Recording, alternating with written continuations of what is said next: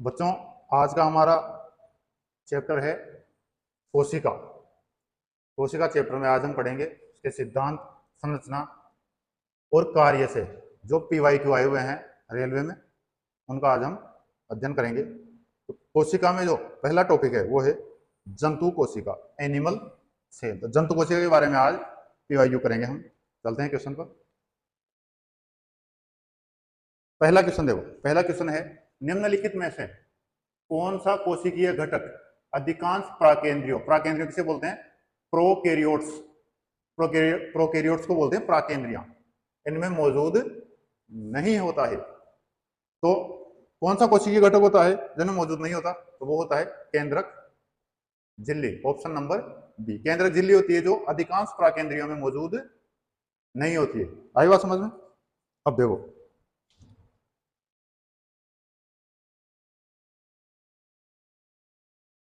केंद्रक झिल्ली किसे कहते हैं? परिभाषा देख लो इसकी एक बार।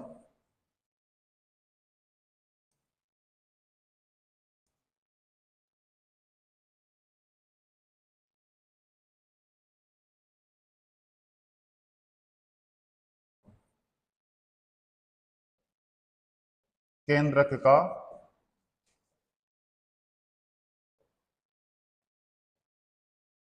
वह घटक जिसकी अधिकांश प्राकेंद्रियां मौजूद नहीं होती।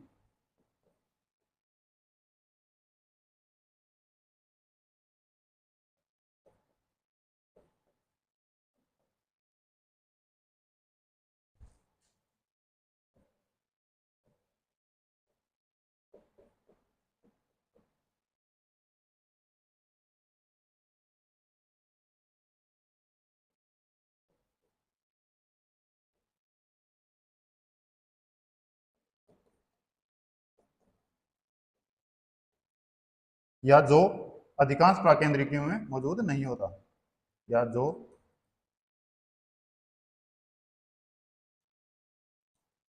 अधिकांश, यहां देखो क्लास लिख दिया,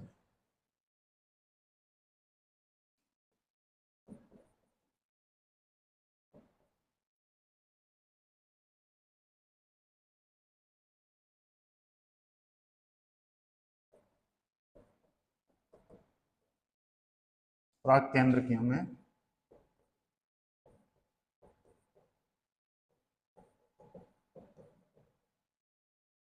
मौजूद नहीं होता। आई बात समझ में? वो क्या कहलाती है? केंद्रक झिल्ली कहलाती है। अब देखो, ये जो झिल्ली होती है ये कैसी होती है? दोहरी परत की होती है। ये दोहरी परत की होती है।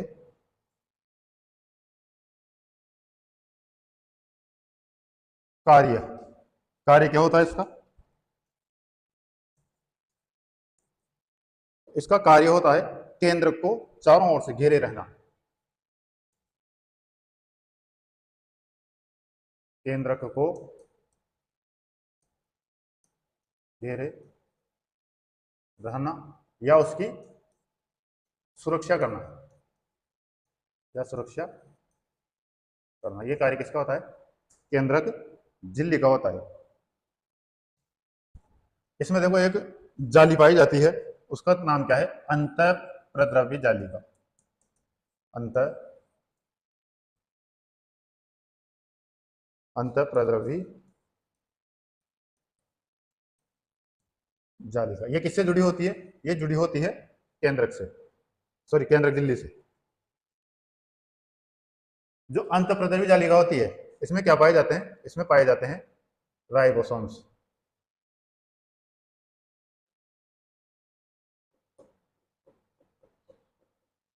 पर क्या पाए जाते हैं? राइबोसोम्स भी पाए जाते हैं। चलें आगे। अगला क्वेश्चन देखो, कोशिका में 6 कार्बन वाले अणु, ग्लूकोज के 3 कार्बन वाले अणु पायरुवेट में विखंडन की प्रक्रिया कहां पर होती है? तो देखो यह प्रक्रिया कहां होती है? यह प्रक्रिया होती है कोशिका द्रव्य में। कहां होती है ये? कोशिका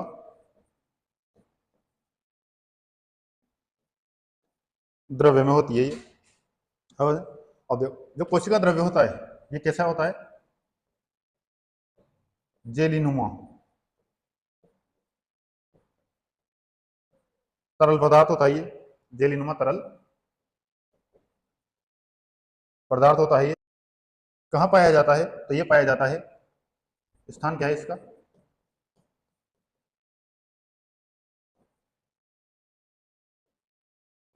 केंद्रक व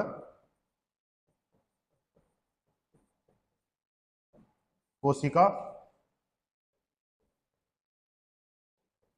झिल्ली के मध्य पाया जाता है। अब देखो जो अन्य कोशिकांग होते हैं, जैसे माइटोकॉन्ड्रिया हो गया, गाल्गी हो गया, इधर से अपने क्या बोलते हैं ये राइबोसोम्स हो गया, ये सब कहाँ पाए जाते हैं, ये सब इसी कोशिका द्रव्य में ही पाए जाते हैं। कहाँ पाए, जो अन्य कोशिकांग जो होते हैं, अन्य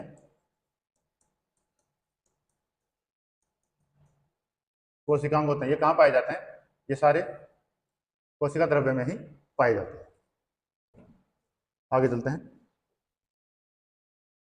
रिक्त स्थान कोशिका की एक प्रकार की अपशिष्ट निस्तारण प्रणाली है। वे किसी भी बाह्य सामग्री के साथ साथ खराब हो चुकी कोशिकाओं को पचाकर कोशिका को साफ रखने में मदद करते हैं। तो देखो इसका जो राइट आंसर होगा वो होगा ऑप्शन नंबर बी, लाइसोसोम। अब देखो लाइसोसोम क्या है, ये कोशिका की निस्तारण, अपशिष्ट निस्तारण प्रणाली, अपशिष्ट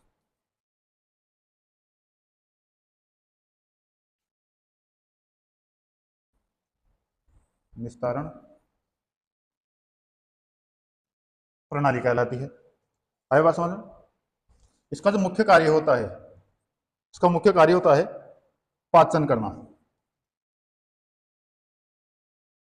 पाचन करना होता है इसका मुख्य कार्य। अब देखो ये क्या करता है, तो कोशिकांग होते हैं, जो कोशिकांग होते हैं उनको क्या करता है, ये पचाकर कोशिकाओं को साफ रखता है, उनको पचाता है और कोशिकाओं को क्या करता है, वो साफ रखता है। ऊपर पढ़ लिया हमने कोशिका की अपशिष्ट निस्तारण प्रणाली, यानी कि जो मृत कोशिका होती है, मृत कोशिका होती है, जो कोशिका मर जाती है उनको क्या करता है, उनका निष्कासन करता है, उनका निष्कासन करता है।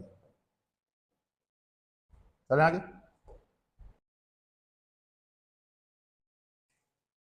तो अगला क्वेश्चन है देखो, मानव कोशिकाओं में ग्लूकोज के विघटन द्वारा ऊर्जा का निर्माण होता है। तो जो कोशिका में ग्लूकोज मौजूद होता है, कोशिका में क्या होता है,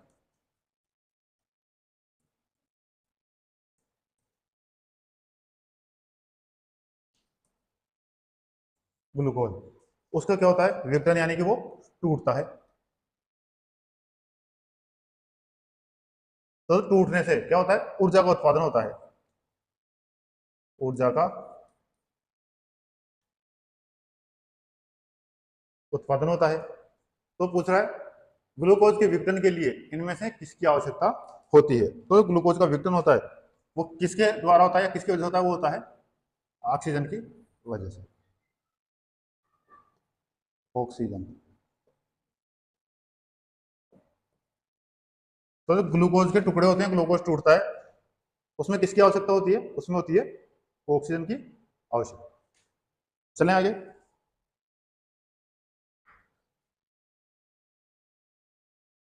अगला क्वेश्चन देखो, अधिकांश कोशिकीय प्रक्रियाओं के लिए ऊर्जा मुद्रा क्या होती है।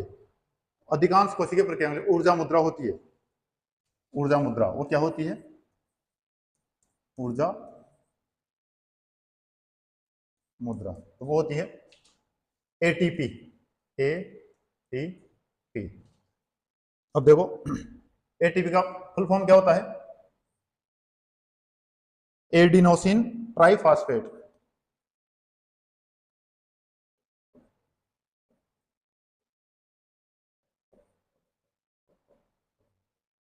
Adenosine try phosphate. एटीपी की फुल फॉर्म क्या होगी? एडिनोसिन ट्राई फॉस्फेट होती है।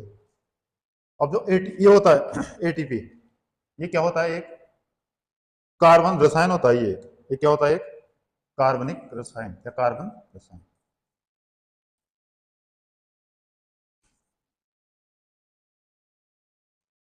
ये क्या है? कार्बनिक रसायन है। इसकी जो संरचना होती है वो कैसी होती है? जटिल संरचना का होता है ये। आए बात समझ में? अब ये देखो पाया कहां जाता है? ये पाया जाता है जीवित कोशिका में। ये कहां पाया जाता है? ये जीवित कोशिका में पाया जाता है।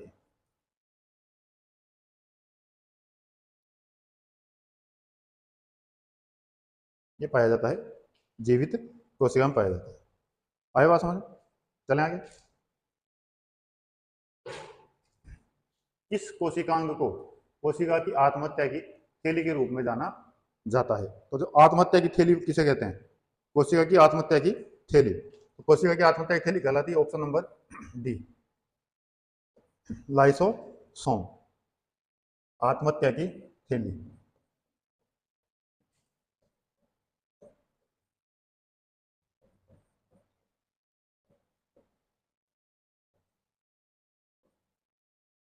इसमें क्या होता है? देखो कोशिका इसमें जाने के बाद क्या होती है? मर जाती है। कोशिका क्या होती है? मर जाती है इसमें। इसलिए इसको क्या बोला जाता है? आत्महत्या की थैली बोला जाता है। और ये ऐसा क्यों होता है? क्योंकि इसमें क्या पाया जाता है? हाइड्रोलिटिक एंजाइम पाए जाते हैं। इसमें क्या पाए जाते हैं? Hydrolytic enzyme.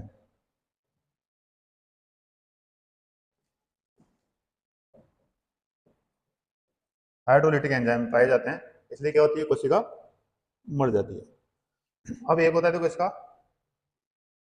पीएच। इसका पीएच कितना होता है? इसका पीएच होता है 4.5 से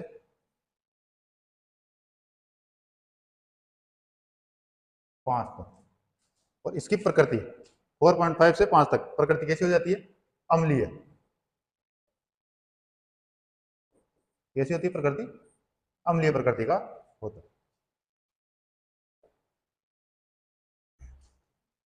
प्रोकैरियोटिक राइबोसोम की उपिकाई संरचना क्या होती है? तो जो प्रोकैरियोटिक उपिकाई संरचना होती है वो क्या होती है? तो ये हो जाएगा ऑप्शन नंबर सी, 50S और 3S। आई बात समझ? 50S और 3S।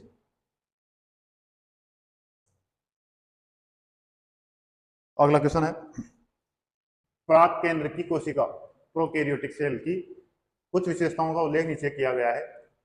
दिए गए विकल्पों में से गलत विकल्प का चयन कीजिए। जो ऑप्शन दिए गए हैं इनमें से गलत ऑप्शन कौन सा है? तो देखो जो प्राक केंद्र की कोशिका होती है ये क्या होती है? इनका आकार अत्यधिक छोटा होता है। आ रही बात समझ में? अत्यधिक छोटे आकार की होती है। और कैसी होती है? एकल गुणसूत्र वाली, यानी एकल गुणसूत्रीय होती है। और जो इनका नाभिकीय क्षेत्र होता है, जो नाभिकीय क्षेत्र होता है केंद्र का क्षेत्र, उसे क्या बोलते हैं हम? केंद्र काभ बोला जाता है। उसे क्या बोला जाता है? केंद्र काभ बोला जाता है।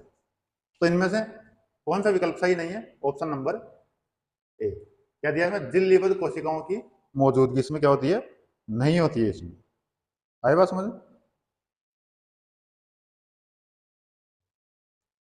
अब देखो सबसे पहले एक ही चीज देखो, ये जो प्रोकैरियोटिक जीव होते हैं, प्रो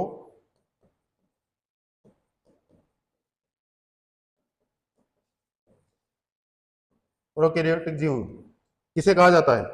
तो प्रोकैरियोटिक जीव ऐसे जीव होते हैं कि जिनकी कोशिका झिल्ली बंद केंद्रक में नहीं पाई जाती है। कोशिका झिल्ली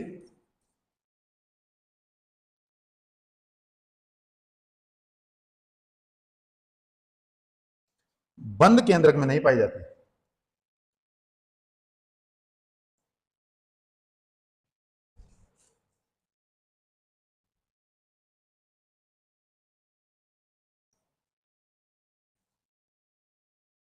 आई बात समझ?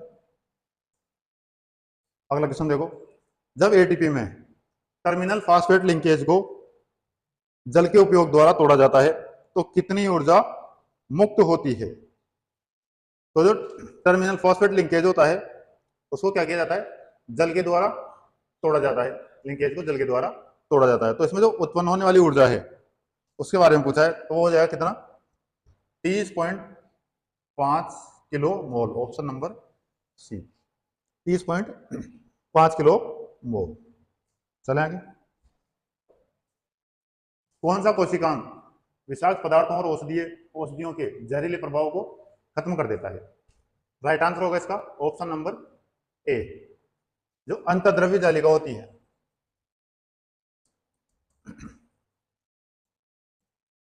अंतर्द्रव्य जालिका होती है, ये क्या करती है कि जो हमारे विषाक्त पदार्थ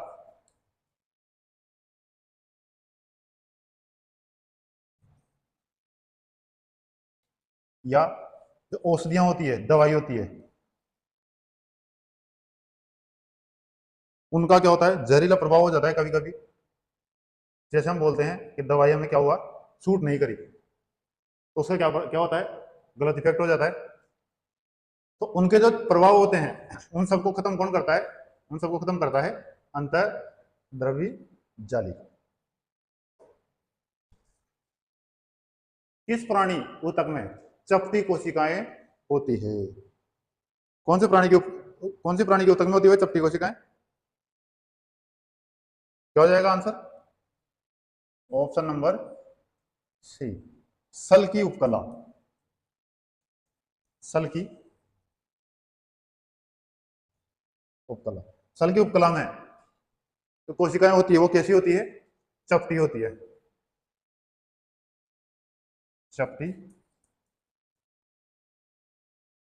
कोशिका होती है। और जो सल की उपकला कोशिक ये ऊतक है, ये कहां कहां पाया जाता है? ये पाया जाता है जो रक्त वाहिकाएं होती है, रक्त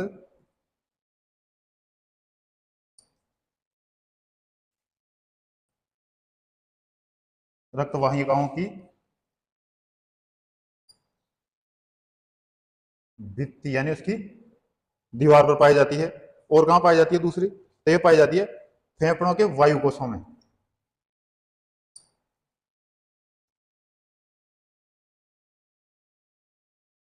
फेफड़ों के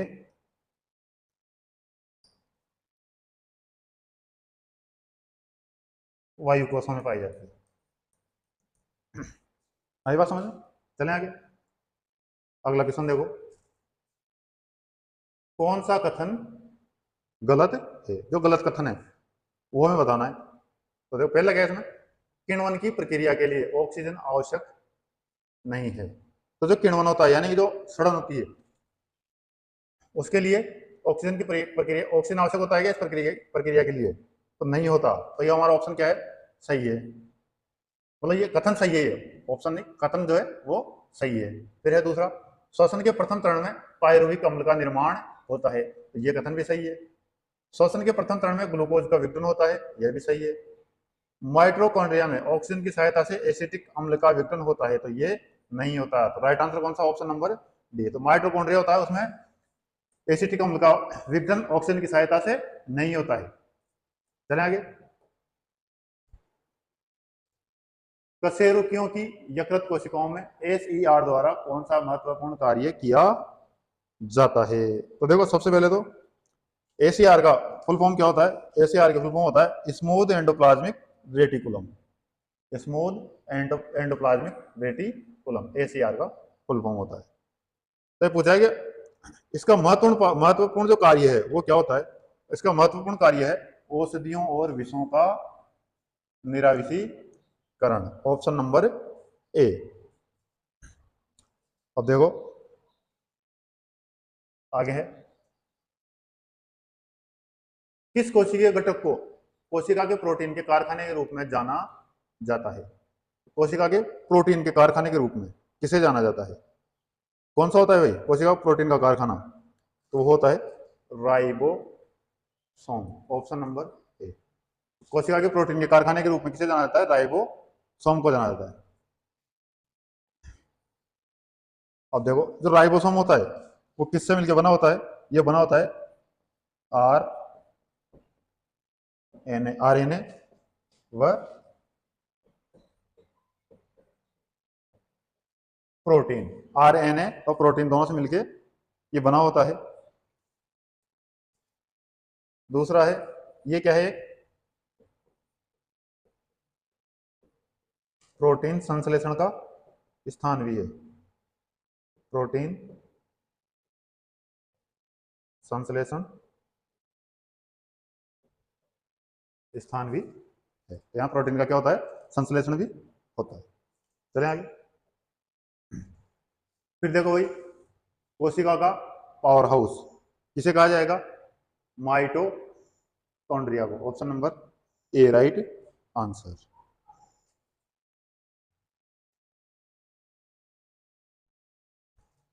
कई क्वेश्चन में पूछा जाता है माइटोकॉन्ड्रिया को क्या कहा जाता है? इसको कहा जाता है एक पावर हाउस, यानी कोशिका का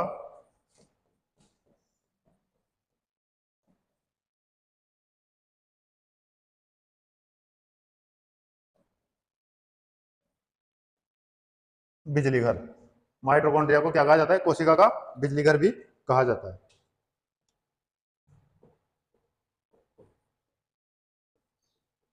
खोज, इसकी जो खोज है वो की थी अल्बर्ट वान कोलिकर ने। अल्बर्ट वान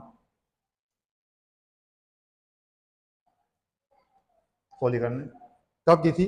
तो ये की थी 1857 में की थी, जब हमारे देश में क्या चल रहा था? क्रांति चल रही थी।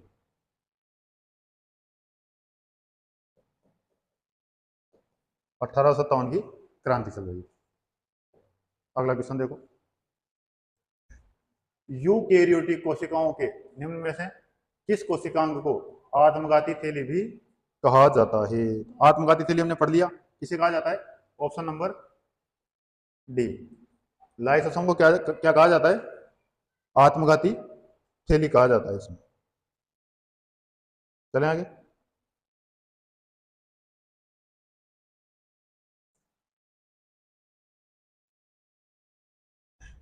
दो बार आ गया क्या?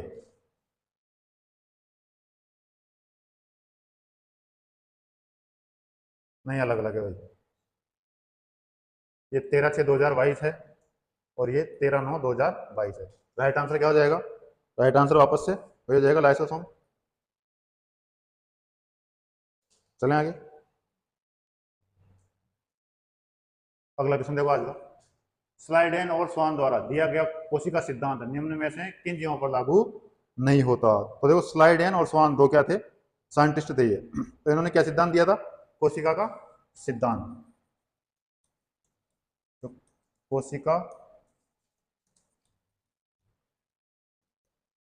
सिद्धांत किसने दिया? स्लाइडेन व